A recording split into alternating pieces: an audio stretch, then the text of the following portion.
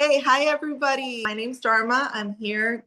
We were supposed to go live with my friend Heather, but we are now on Zoom. So you'll be seeing this on our page just because we still wanted to show up for you guys. I made a little note for myself, and then Heather, you can introduce yourself. But basically, if you've ever wondered why you can be totally fine 1 minute and then all of a sudden you're anxious, nervous, you're triggered, you're angry, and you're like, what's even going on? That's something we want to address. So I'll talk about myself for a second. My name's Dharma. I am a mother in France, originally from Puerto Rico, lived in the States for many years. My husband's in the military, so we move around and we're currently in France. And I'm very passionate about women's mental health. That's how Heather and I connected. And Heather, go ahead and tell the people who you are. Okay, I'm Heather Tapia. I live in Florida in the United States. And just like Dharma, I'm also very passionate about others' mental health. And I have three sons. Our oldest just got married, and now we have two granddaughters. And my husband and I have been together since we were teenagers. So I definitely, as a mom, had to learn how to handle my mental health, even to be like a wife. So I think that is actually ultimately what got me started on this path and why I'm so passionate about sharing this. So I'm really happy to be here with Dharma and that our paths cross and we can share things with you guys. Absolutely. And I love that you have been married much longer than I have. My husband and I have been together for 12 years.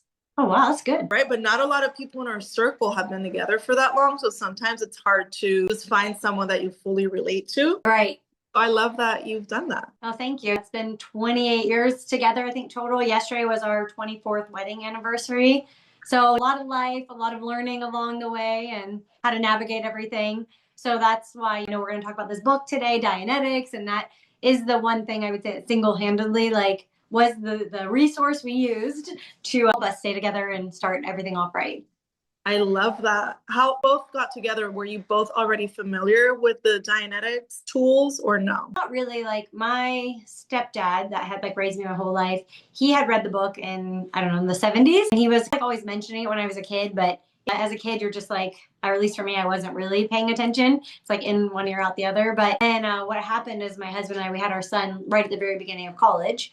You can imagine we had never learned anything about communication, anything like this. So we were just, for me especially, I don't know, very reactive about things. And so then that was when my parents referred us to this. They were like, hey, we think this could really help you.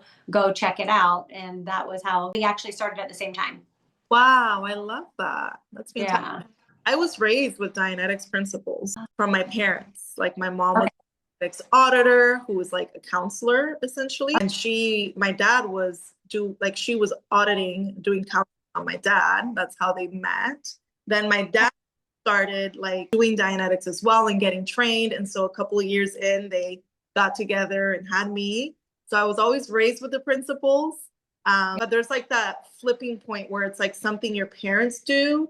And then it's something that oh, I've practiced it. I see the difference in myself. I used to be so anxious and so nervous as a child. Yeah. As I've grown, I was able to find out where that was coming from and then completely be a super confident, outgoing person.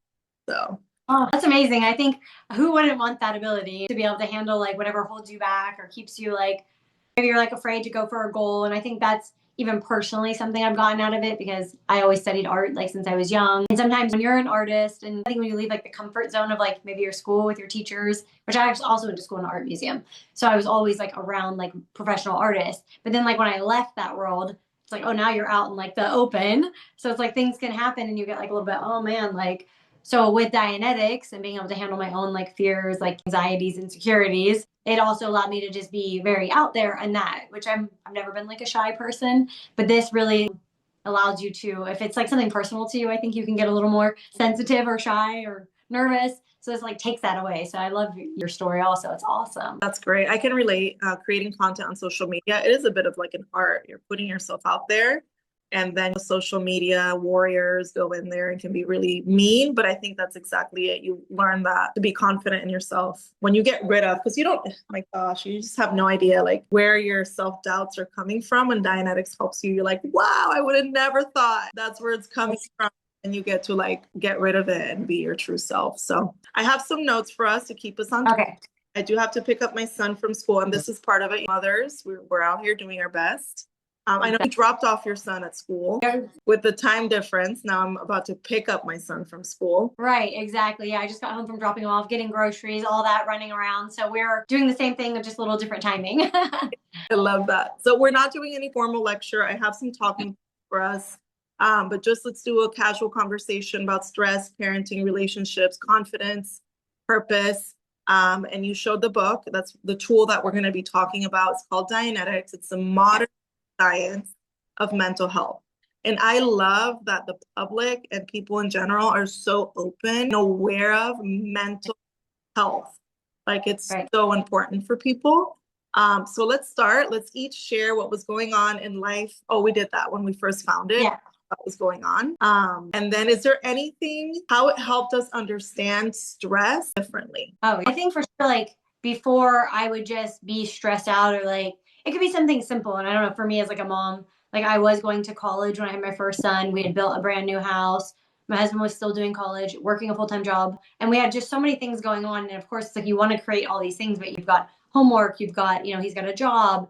So for me, like sometimes like little things would just trigger me, like dirty dishes. I'm serious. Like, I don't know how like a messy house, maybe moms have reality with this, but a messy house could like send me crazy. So I still don't like messy houses and I like them to be clean. But the point is like, it's like you could just be saying about like, okay, let me just go do that instead of like, so little things like that add up, I think, over time. I don't know, that's like a silly example, but a very real example for me. No, I think every mom watching will agree with that. Something about the house not being in order, mental health. I think that's relatable. Recently, somebody told me, a friend, and we're making new friends. We've been in France for a year. So a new friend, and they told me, this couple, that they perceive me as very zen. Friends were like, I don't know that we've ever even seen you upset. And I was like, really? Wow. And then my husband I was like, Sean, what do you think about that? And he's oh, well, starts laughing. Yeah. He gets the nitty gritty. He sees me in all of my emotions.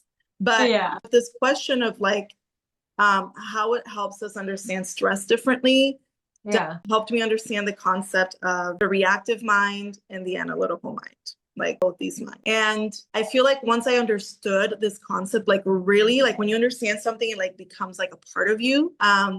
It's just easier to not be so serious about things, which I think is where stress comes from. Like when you like, oh, I have a final, I have to cram for it, you get stressed. Oh, yes. Made a comment about me, you get stressed. Oh, he's crying in the background, you get stressed. But when you understand that that's not you, that's like baggage, that's where it's actually stemming from, it's much easier to not get stressed out, which I think where my Zen appearance or beingness comes from. What do you think about that? I agree. And what I was gonna say, it's like funny when you're saying that, I remember distinctively in the height of me, like I was working full time and I had three sons at that time. One was like 12, I think 5 and 3 years old. And so I had just come from working in another city, but I learned to like be smart and like pack the food and all that and all their toys. And we would go out to the baseball field. And then I would sit and play with the little ones or draw their favorite characters for them while the oldest was playing. And I remember like a grandma who was always out there came up to me and she was like, wow, you're such a calm mom. Like, how do you do that? And I was like, really? Like, but it was like, it's the same thing. You're like, oh, I don't realize. But I think because I had, like you said, like learned, okay, what is my reactive mind versus like what is analytical? So it's like I could differentiate like, okay, yeah, maybe there's traffic or this or that, but like my reaction to it in the past would be coming from my reactive mind, not because it's like analytical. Because analytically, you're just like, okay, no matter what, you're going to be crossing that bridge and getting to that field and picking up your kids and doing these tasks.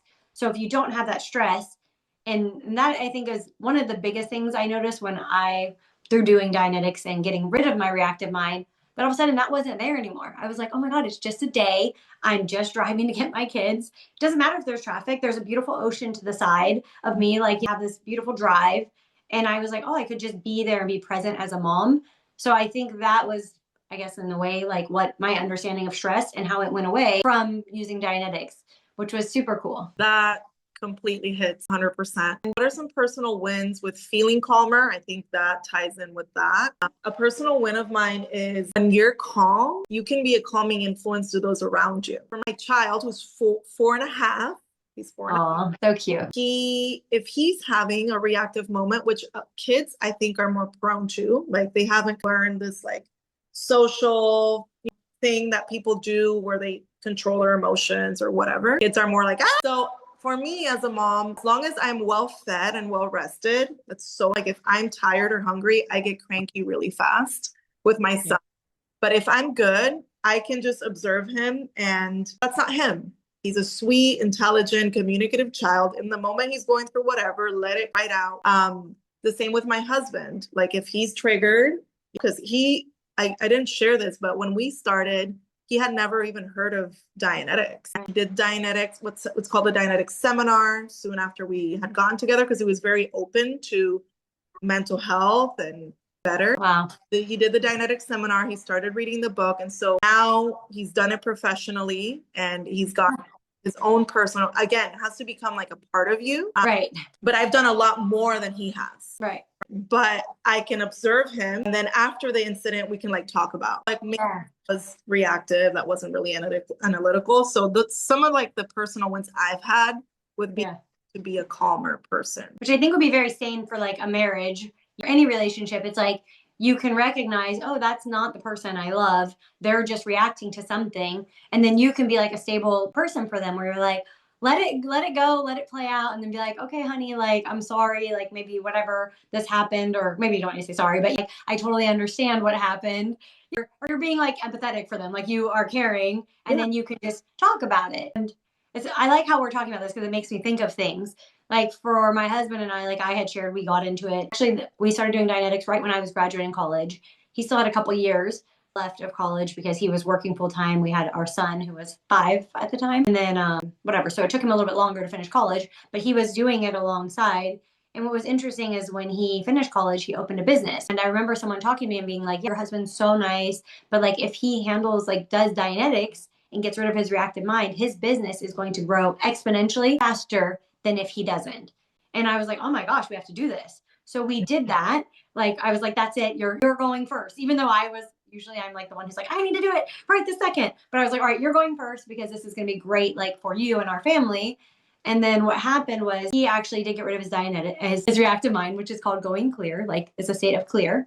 And then our son, I think about that time, our son was whatever, maybe like 8 or 9. And one day I had not gone clear yet. So I was still reacting to something silly, probably about like after sports practice. I remember it was like right before bed. I was a little bit, whatever, reactive. And my son looks at me and he's like, you need to go clear. Like dad doesn't react like that. And I was like, oh my gosh, like, wow. I was like, that's it. So for me, that was my driving force, was not to react like that. And there is a chapter in here, Dianetics, and it's one of my favorites. And it's sorry for all the ums. It's called The Contagion of Aberration. But this made a lot of sense to me where it talks about aberrations are contagious. And it's like you don't want to pass on generation to generation like these things anymore. Like you can break the past, and it's not that anyone is being mean. It's like you don't know about the reactive mind before you about it. So it's like if you can handle it and not give that to your kids, amazing. So that was, I guess, a long answer to what I love about it.